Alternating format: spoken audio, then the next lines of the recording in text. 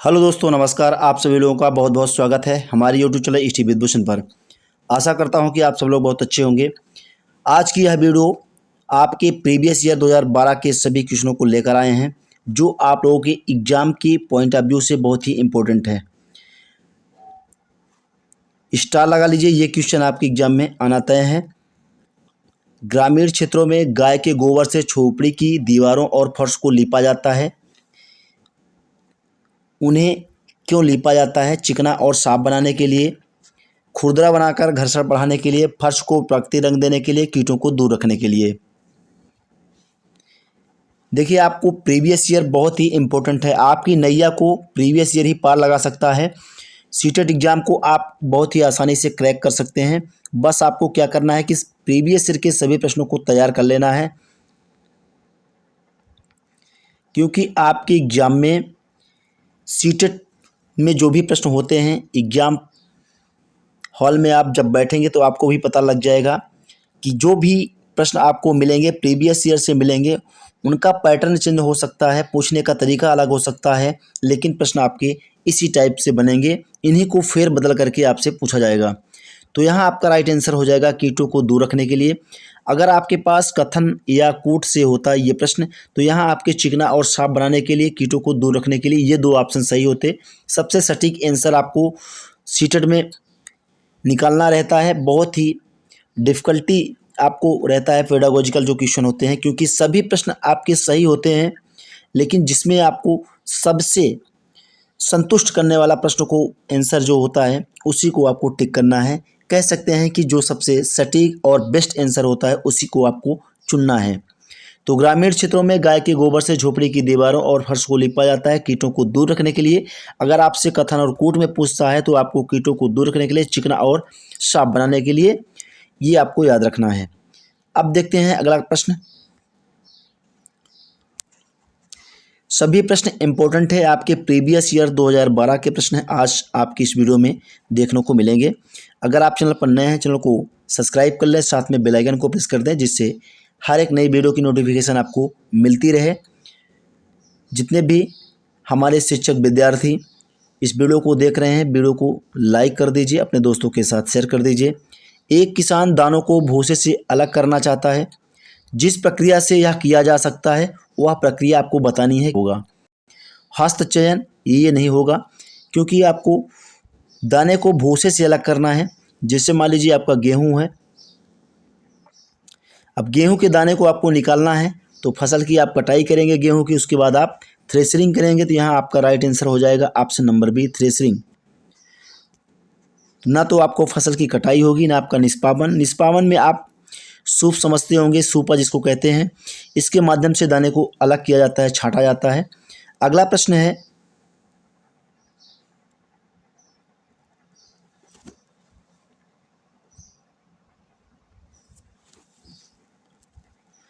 पर्यावरण अध्ययन की पाठ्यपुस्तक में पहेलियां शामिल करने का निम्नलिखित में से कौन सा उद्देश्य नहीं है? तो ऐसे ही प्रश्न को आपको एग्जाम हॉल में भी अच्छे तरीके से पढ़ना है।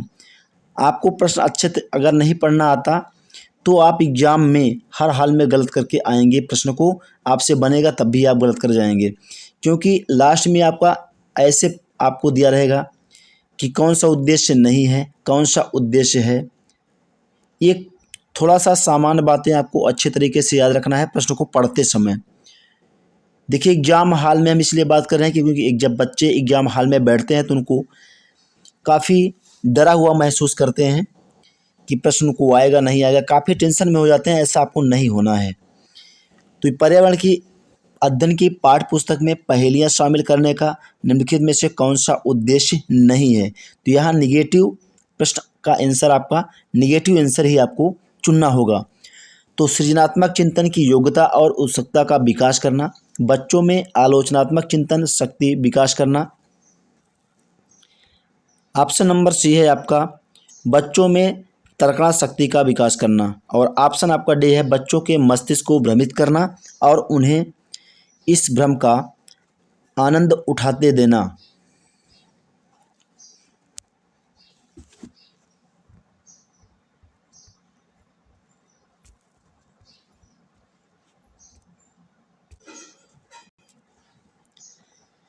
तो यहाँ आपको सबसे सटीक आंसर चुनना है, वो भी आपको नेगेटिव, जिसमें आपका नकारात्मक आंसर है बच्चों के मस्तिष्क को भ्रमित करना और उन्हें इस भ्रम का आनंद उठाने देना। ऐसा आप नहीं करेंगे। देखिए, आप लोग एक शिक्षक हैं, क्योंकि आप लोग शिक्षक की पात्रता परीक्षा को पास कर लेते हैं तो पूरी तरह आप एलिजिबल होते हैं भर्ती के लिए। बाकी योग्यताएं आपने पूरी कर ली हैं, इसलिए आपको एक शिक्षक के तौर पर सोचना है। अगला प्रश्न, अगले प्रश्न की बात करते हैं। पर्यावरण अध्ययन की कक्षा में बच्चों के व्यक्तिगत अनुभवों को महत्व देना शिक्षक को लाभ पहुंचाता है। उसकी ऊर्जा बनाने में, क्योंकि बच्चे बातचीत करना पसंद करते हैं। बच्चों के विशिष्ट अनुभवों को जानने में, बच्चों की भाषा और संप्रेषण कुशलताओं को सुधारने और परिमार्जित करने में, विमर्श को बच्चों के अनुभव संसार से जोड़ने और विमर्श व सीखने को बढ़ावा देने में। पर्यावरण की कक्षा में बच्चों के व्यक्तिगत अनुभवों को महत्व देना शिक्षक को लाभ पहुंचाता है। ये आपका विमर्श को बच्चों के अनुभव संसार से जोड़ने और विमर्श व सीखने को बढ़ावा देने में, यही आपका सबसे अच्छा और सटीक आंसर है, ऑप्शन नंबर डी।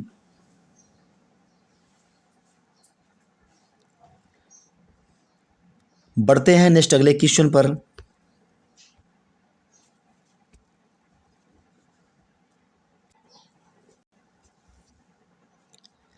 बच्चों को विभिन्न प्रकार के ईंधनों से परिचित कराने के लिए शिक्षक एक लघु फिल्म दिखाने के साथ खाना पकाने के लिए इस्तेमाल होने वाले संभावित ईंधन के प्रकारों पर बच्चों के साथ चर्चा कर सकता है।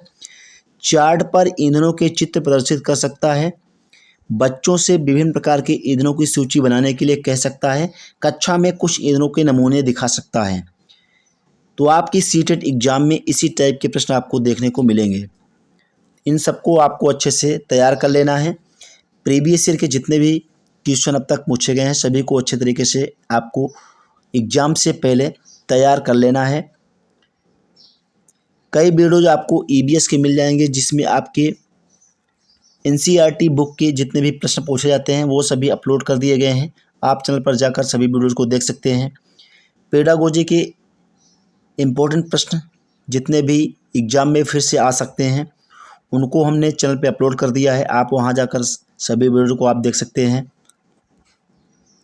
सीटेट में आपको सबसे सटीक और अच्छा आंसर चूज करना रहता है।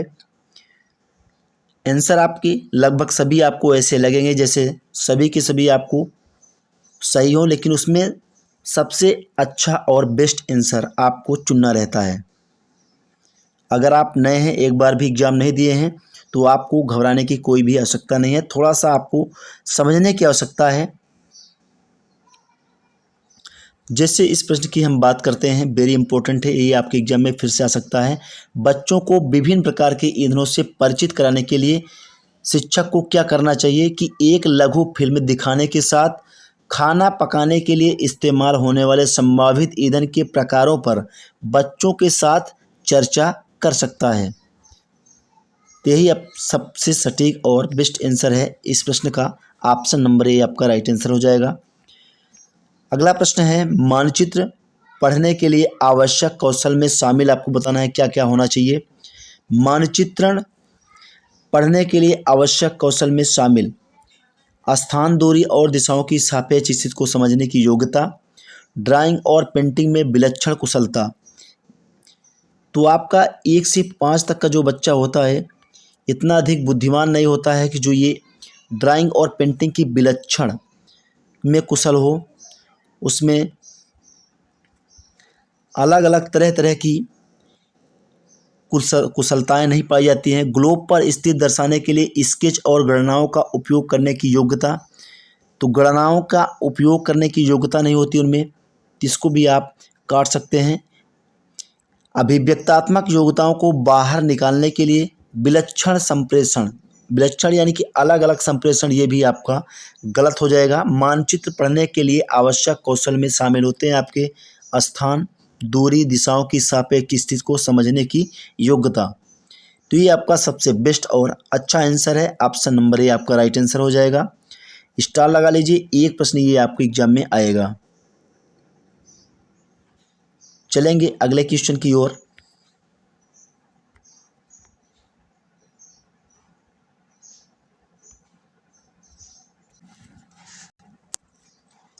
यह देखा गया कि पाचन क्रिया बाहर की अपेक्षा आमाशय के अंदर अधिक तेजी से होती है। इसका कारण आपको बताना है क्या होता है। आमाशय के अंदर भोजन का मंथन होता रहता है, जिससे उनकी सतह का क्षेत्रफल बढ़ जाता है और एंजाइमों की क्रिया तेज हो जाती है। क्या ये आपका सही जवाब है? प्रश्न बी कह रहा है कि आपसे पाचक रस आमाशय के अंदर अम्लीय होते हैं जबकि बाहर वे क्षारीय होते हैं। तो ये आपका गलत जवाब है। आमाशय के अंदर भोजन की उपस्थिति में पाचक रस का उत्पादन बहुत ज़्यादा होता है। ये भी आपका गलत जवाब है। पाचक रस जब आमाशय के बाहर रखते हैं तो निष्क्रिय हो जाते हैं, तो ऐसा कुछ भी नहीं होता है। तो यहाँ आपका सबसे सटीक और best answer option number A हो जाएगा।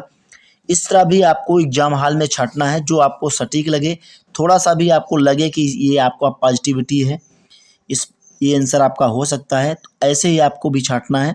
आप इस तरीके से सही आंसर निकाल सकते हैं। चलते हैं अगले प्रश्न पर। अगर अभी तक आपने वीडियो को लाइक नहीं किया है तो वीडियो को प्लीज़ आपसे रिक्वेस्ट है कि वीडियो को लाइक कर दीजिए और आपके जितने भी सोशल मीडिया ग्रुप हैं वहाँ पे वीडियो को शेयर कर दीजिए। पर्यावरण अध्ययन की पाठ्य पुस्तक में रेलवे टिकट का एक नमूना दिखाना। तो एक नमूना दिखाने का क्या कारण हो सकता है, इससे बच्चे को क्या सिखा सकते हैं आप। मान लीजिए कि आप एक शिक्षक हैं और आप एक रेलवे टिकट का नमूना दिखाते हैं, तो इससे बच्चे को आप क्या जानकारी देंगे। बच्चों को वास्तविक जानकारी से अंतःक्रिया करने का अवसर देता है, साथ ही अवलोकन की कुशलता का विकास करता है।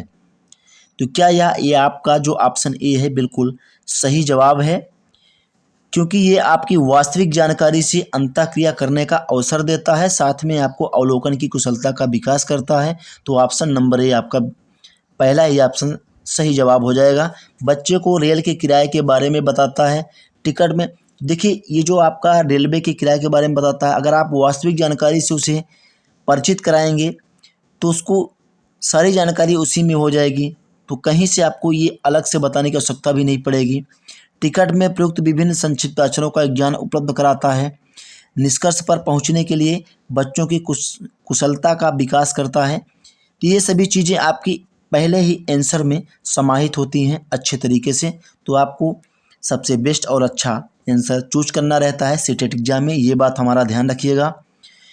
मिलेंगे कल नेक्स्ट अगले वीडियो में, उसमें आपको सिखाएंगे कि आपको हिंदी पोयम जो आपका पद्यांश आता है उससे कैसे आपको प्रश्नों को छांटना रहता है, उसके बारे में कल की वीडियो में आपको सिखाएंगे और आपको दिखाएंगे भी किस टाइप के प्रश्न पूछे जाते हैं। तो थोड़ा सा आपको एक आइडिया लग जाएगा, आपको तैयारी करने का एक बेहतरीन तरीका आपको मिल जाएगा। आशा करता हूँ कि वीडियो आपको अच्छी लगी होगी। अगर वीडियो आपको अच्छी लगी तो वीडियो को लाइक करिएगा, अपने दोस्तों के साथ शेयर अवश्य करिएगा। मिलेंगे नेक्स्ट अगले वीडियो में। Thank you for watching.